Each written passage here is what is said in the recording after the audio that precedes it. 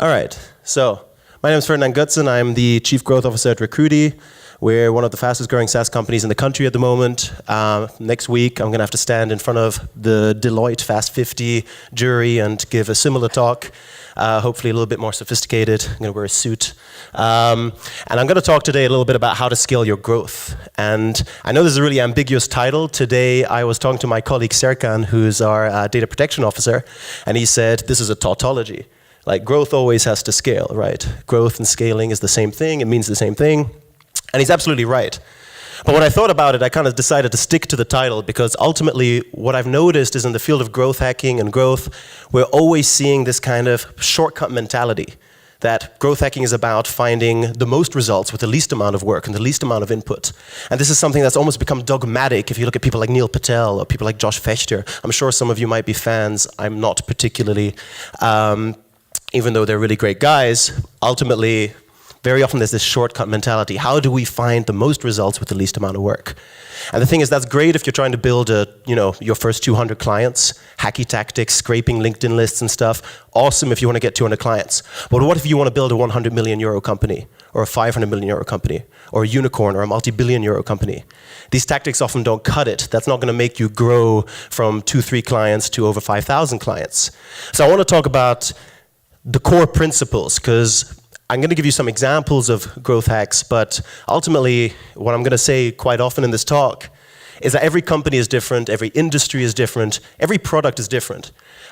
Sometimes I have a debate with our CEO about whether we should share certain information about what we do in case the competitors see it. But quite often I say, it doesn't really matter. Even if they have a similar product in the same industry, it's so different on so many levels, from the team structure to the way that you promote your product to the kind of positioning you have within the market. They can have all of our tactics. Oh, fucking hell. Falling down off the stage already? Very good. They can take all of our tactics. Probably they can't do as much with it if they want to. So ultimately, I want to talk about what are the core principles that you can carry through. How do you scale your growth? Because if you're a head of growth or a chief marketing officer or a chief growth officer or whatever the hell you want to call yourself in a 20-person company, in a 100-person company, in a 500-person company, you're doing completely different jobs. You can't even compare them. So I want to talk about some of the principles that I've learned from going from where we were 1 year ago to more than tripling what we have now. And I want to start by talking about the vision, the roadmap. Because one of the things we have in product is really common. Are there any product people here? Do we have any product people? Nice. Awesome. Well, hopefully if most of you consider yourself growth people, you also consider yourself product people at the same time. That's one of the core principles I want to talk about.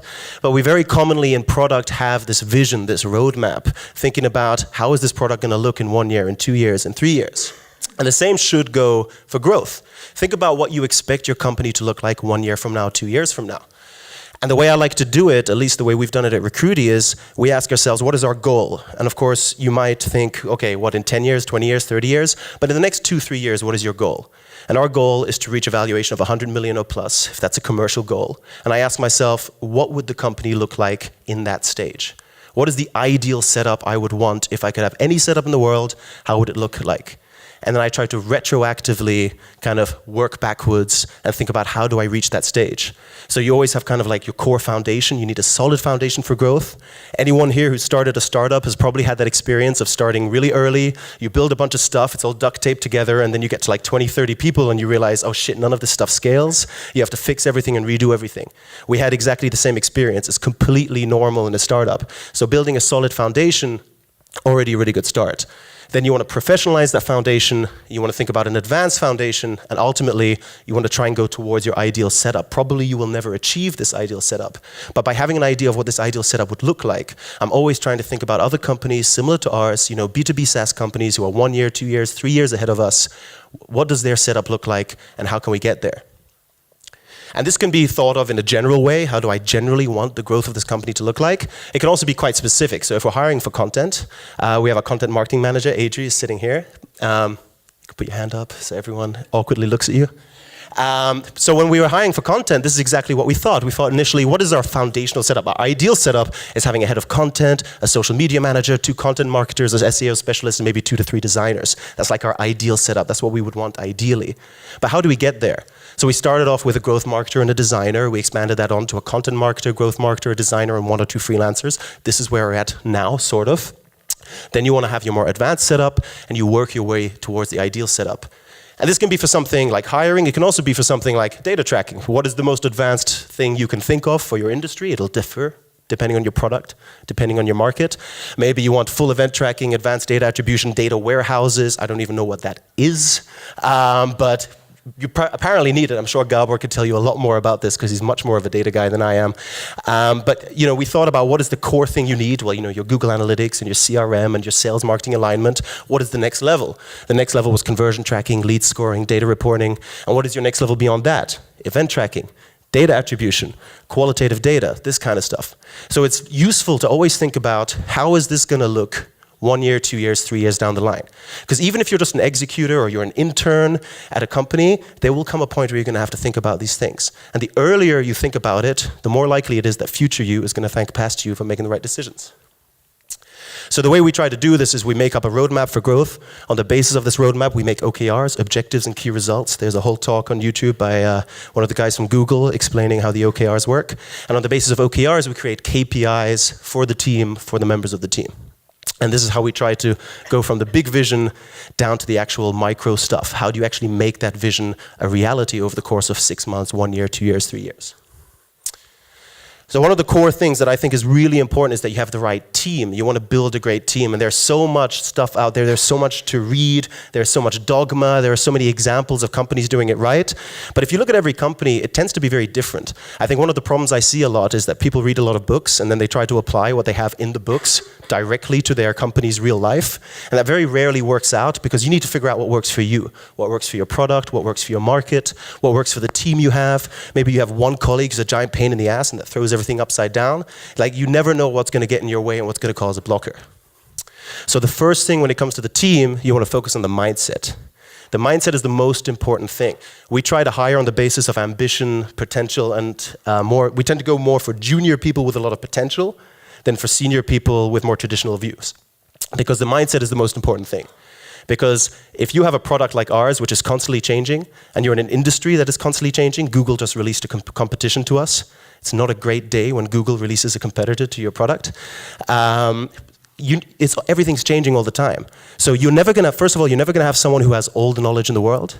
And even if you do, that knowledge is going to change over time. What's more important is that you have someone with the right mindset, who likes to solve problems, who can figure shit out. I think figuring shit out is probably the most important skill you can have as a growth marketer. Whether you're more technically inclined, data inclined, whether you're more of a designer type or a traditional digital marketer, being able to figure problems out is the most important thing you can have. Now, when we're talking about skills, most skills can be learned. I mean, I hate to say this, I've been doing SEO for almost 10 years, and SEO is not that hard. It's not that hard. Of course, if you want to do it at a very advanced level, there's all kinds of shit that you can learn. But in order to apply basic SEO guidelines to your content, it's not that hard to do. You can learn it. Most people can learn most things, especially when they have the right ambition, the right passion. You want to have a core set of skills. And now the skills that I see kind of really prominent amongst growth marketers is content, tech, and design. And these overlap in a lot of different ways, like content and tech overlap in data and automation. Content and design overlap, that's basically branding. Design and tech overlap, that's UI, UX. Designing the product the way you want the user to have it. So these are the core skills that we try to look out for. And if somebody has like a core understanding of these skills, and they have the right mindset, that's already enough for them to join the team. So this is really important because if you try to look at other companies, it's really difficult to borrow ideas from other companies. I don't like talking about growth hacks because who has ever adopted a growth hack successfully one-on-one? Your company's going to be different, your audience is going to be different. And yeah, maybe sometimes it'll work, but other times it won't. But what makes your company grow exponentially is having the right team, the right members, the right process. So this is how our growth team looks like. We started out with a kind of a traditional growth team, an experimental growth team. Does anyone here work on a growth team? I have a few people who work with growth teams, all right? So basically it's myself, we got a lead growth marketer, a content marketing manager, product marketing manager, visual designer, business developer, social media manager, growth marketer, and an events and PR manager. We actually don't have this person yet, so if anybody is into events and PR, apply to Recruitee, we'd love to have you on the team. It's a really pain in the ass position to hire for, by the way, so if you're interested, it'd be a lot of help. So this is what our team looks like. It's basically the whole department sits on the growth team. Because we had the whole normal growth team approach, and we realized that it looks really good in the books, and it worked really well when we were like 25 people, but now we're 40 people with 2 teams in remote locations, one in Amsterdam, one in Poland. The technical side and the product side of the company is separated from the commercial side. We had to find ways to adapt. So we thought, what is the best way to do this? How do you promote leaders within the company? How do you create a more scalable team structure? So we started off by creating new teams, informal teams, within the growth team that already existed. The first one was the paid traffic and CRO team. The team lead of this team is the lead growth marketer, and you have the designer, business developer, and growth marketer who support him.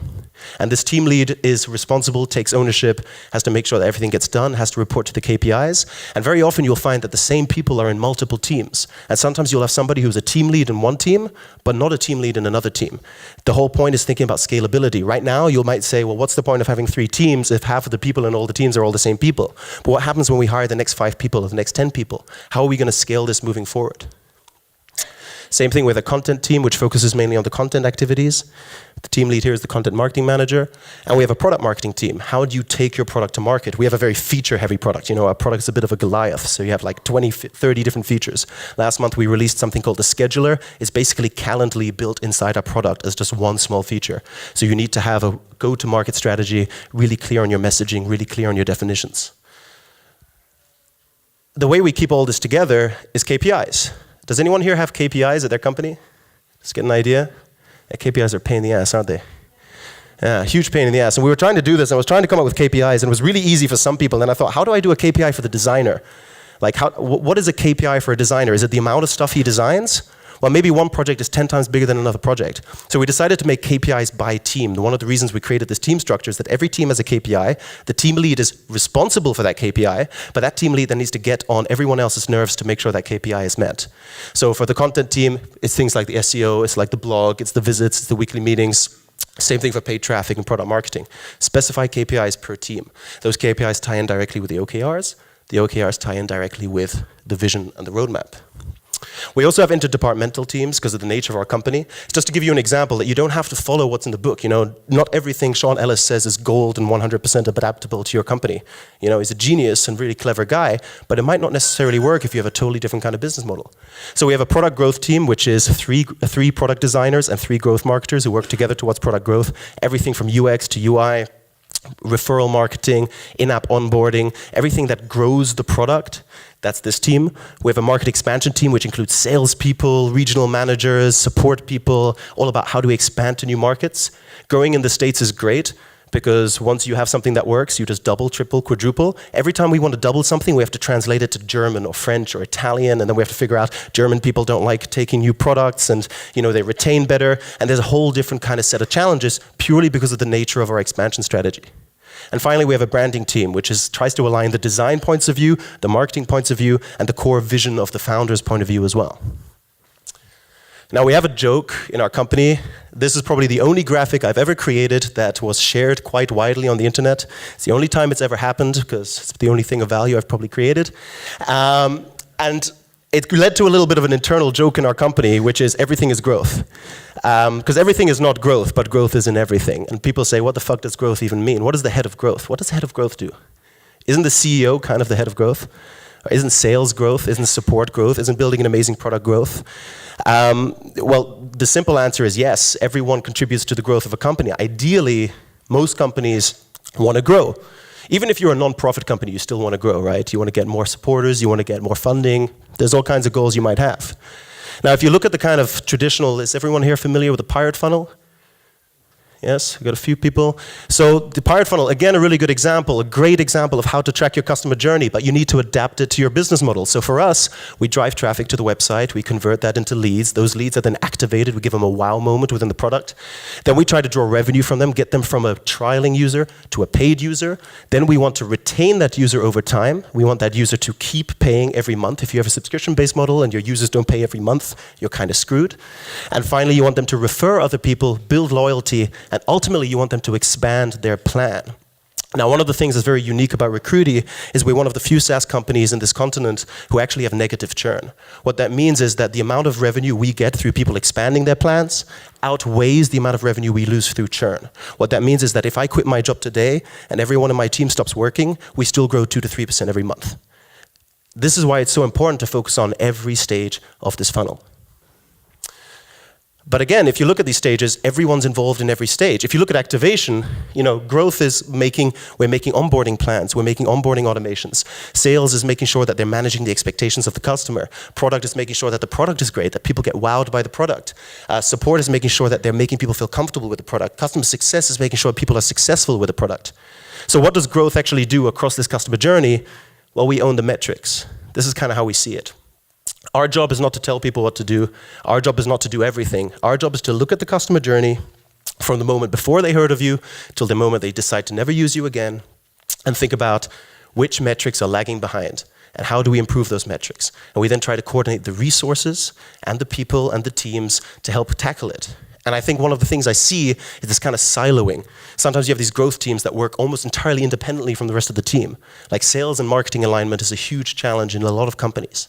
And the problem with this is that ultimately, if our retention sucks, maybe it's down to what we're doing in growth, but maybe the salespeople are promising things that shouldn't have been promised. Or maybe customer support reaction times are too slow. You need to think about every single team that is contributing to the growth metrics. Because I don't want my KPIs to be based on retention if there's 10 different people or 20 different people contributing to that retention. I want to make sure I know what the metrics are and that I can boost those metrics at every stage of the journey. And then finally, process. Process is probably the best example of how there's a lot of really perfect processes out there. Does anyone here know the Growth Tribe process? Has anyone here done the Growth Tribe course, by the way? That's quite a lot of people, yeah.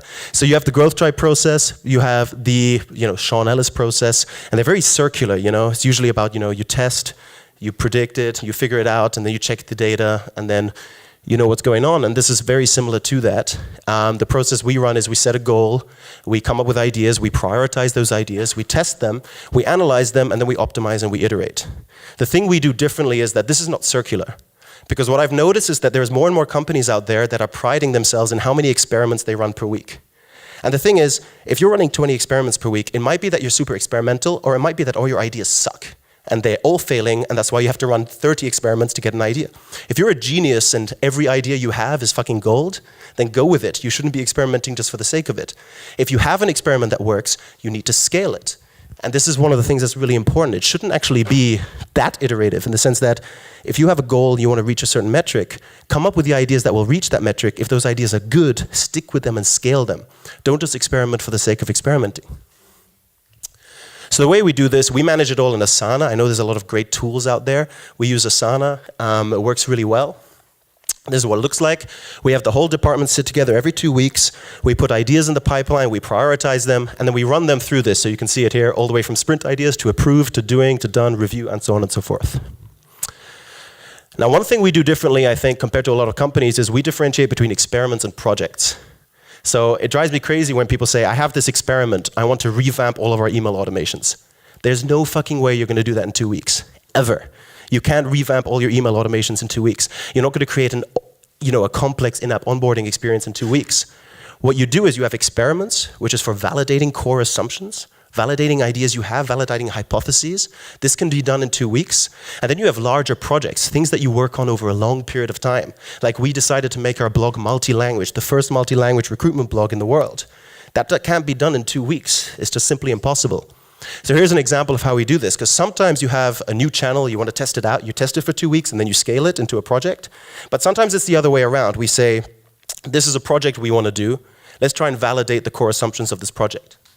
So for example, I had the idea of creating a free recruitment course.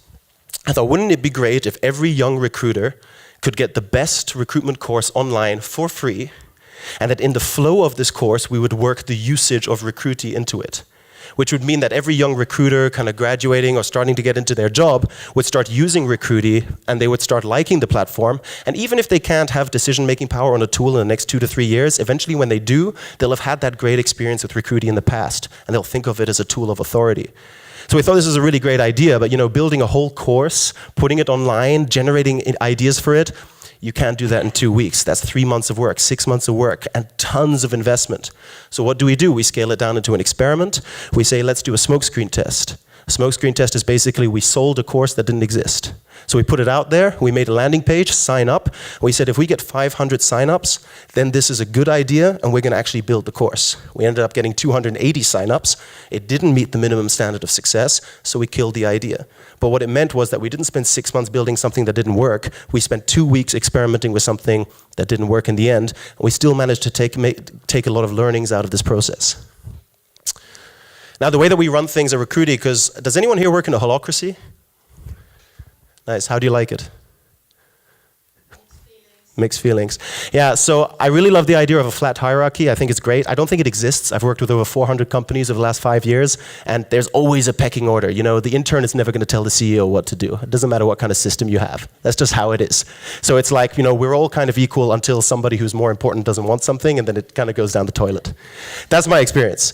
Now, the crazy thing with flat hierarchy is it's not something, if you have a flat hierarchy, it's not a leader's thing to give. It's as much the leader has to give it as much as the people take it. So that sounded like a weird Bolshevik quote. But yeah, basically the way we do this is we base it on extreme ownership. Some of you might have read Extreme Ownership by Jocko Willink. It's this idea that as a leader, you are fully responsible for everything that happens. So even if everyone else screws up, it's still your fault because you own the responsibility of that task. And we try to apply this within our growth team so that everyone has ownership over some experiments and projects. And every experiment and project has an owner, which means whether you're a junior who's been with us for 2 months or you're somebody who's been with us for 3 years, you own certain experiments, you own certain projects. And you are responsible. You choose how it gets done. You choose how it gets coordinated. It doesn't mean you have to do everything. You can outsource to the CEO. You can tell me to do stuff. It doesn't really matter. But this is how we try to create this kind of equality and this respect, which is that everyone has ownership. And on the basis of this ownership, you actually get the chance to prove that you know how to do things, that you might have new ideas, new original ways to approach things, but you're also responsible, which means that you have to be accountable for the results. So some examples, really briefly, of what we've managed to do with this. A few weeks ago, we used to run this kind of product webinar every 2 weeks, and it had an average attendee rate of like 7 people. It wasn't super great. So we decided, what if we made a webinar that had nothing to do with our product? We just talked about recruitment. We talked about certain recruitment issues, like is your recruitment process outdated? Again, all of this depends on having the data, understanding your user, all the usual best practices that you guys surely follow. And we thought, okay, we're going to run this webinar. It was an idea proposed by our BDR, Lucia. So she was the owner of this project. She had to make sure it got done, from the landing page to the execution, to the host, to the guest, to everything. And we executed this over the course of 3-4 weeks. And we launched it, and we got 200 signups with a cost per lead of €2 per lead. Now, our usual cost per lead is closer to 200 euros per lead because we're a B2B company. So this was a really, really, really great result. Same thing here. The first experiment that I ran when I first joined Recruitee, is over a year ago now, was the Midweek Read. We had the GDPR coming up. You can't have somebody sign up for product newsletters and then send them marketing newsletters instead. So we said, can we create an email that is ambiguous enough and all-encompassing enough that you could share it with everybody and anybody? And we actually started the Midweek Read, which was, does anyone know 5 Bullet Friday by Tim Ferriss? Who's subscribed to it?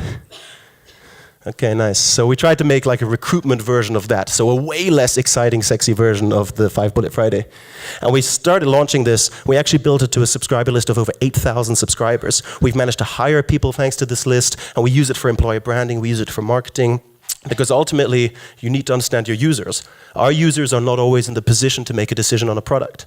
So what do? We try to tie them into our product, our brand, our community, so that when they do have the potential to choose a new product, that we're the ones that they're going to think about. Oh, I used the same title here, that's not good. So the last thing that we're running, another experiment we're running right now, for example, is Facebook lead ads for ebooks. So Facebook has these lead ads. I don't know if you guys have tried them yet. Kind of an interesting concept. We've tried it with the different things that didn't really work. We tried to do lead ads straight to the product. It didn't work because recruiters don't make decisions on Facebook. They don't make decisions, off the cuff on interruption-based marketing. But we thought, what if we pull them into a content funnel? What if we get them to download an ebook, which gets them into a certain communication flow, which then triggers a number of different pains over a period of time. And this is kind of what we're testing now. The results are not in yet. But this is basically how it works. Somebody takes ownership, somebody proposes an idea, and then either it's a project, so you have to experiment on the hypothesis, or it's an experiment to begin with and you scale it into a project afterwards. That's basically it.